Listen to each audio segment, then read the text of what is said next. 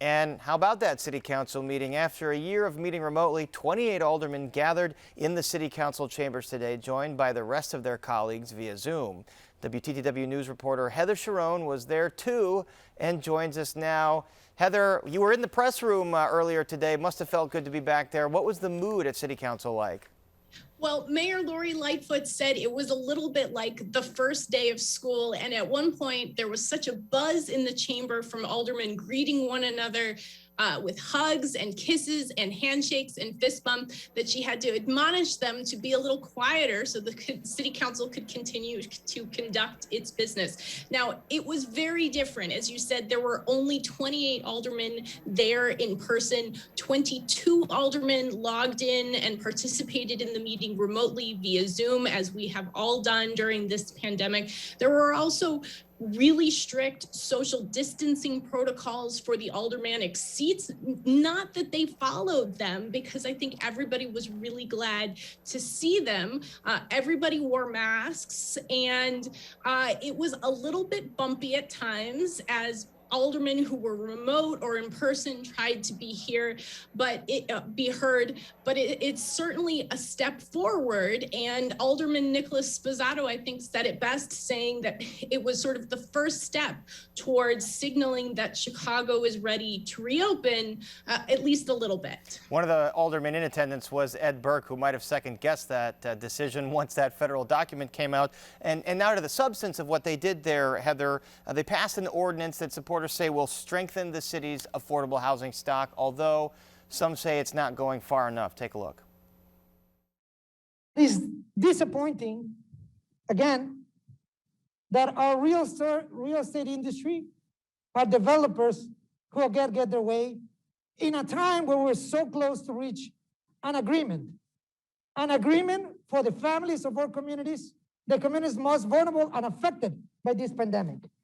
This is one significant tool in the toolbox that will help us. We have to do much more. We have to create more housing on the south and west side of the city of Chicago.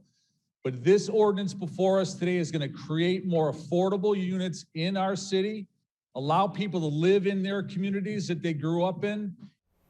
So what does this ordinance do specifically, Heather, and why were some like Alderman Sigcho Lopez opposed?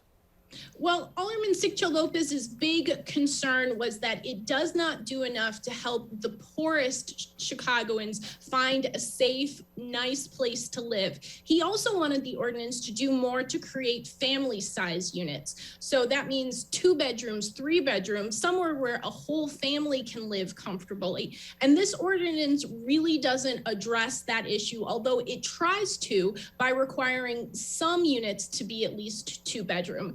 Essentially, if you want to build a project that needs special permission from the city or a city subsidy, you're going to have to set aside about 20% of those units in most areas of the city, including areas of the city like Pilsen, which Alderman Sigcho Lopez represents, where people are being displaced, longtime residents are being displaced. You'll also have to set aside 20% of your units if you want to build in an area that has very little affordable housing. Someplace like the far northwest side, where there's very little of that kind of housing that the city has built over the last several decades. But there's still a lot to be done, as Alderman acknowledged today. All right, on another issue, Heather, today, police oversight. There's a proposal circulating that's been circulating. It was 2 proposals merged into one for a civilian oversight board. The mayor said she's going to put forth a plan. She hasn't done it yet. Let's hear what she had to say in response to your question today. Nothing's being done in secret. It's making sure that we are listening, that we are anticipating the full range of upsides and downsides, and we're not taking a vote, as was scheduled earlier this year, on something that basically had a bunch of TBD provisions in an ordinance. That's not the way we get things done.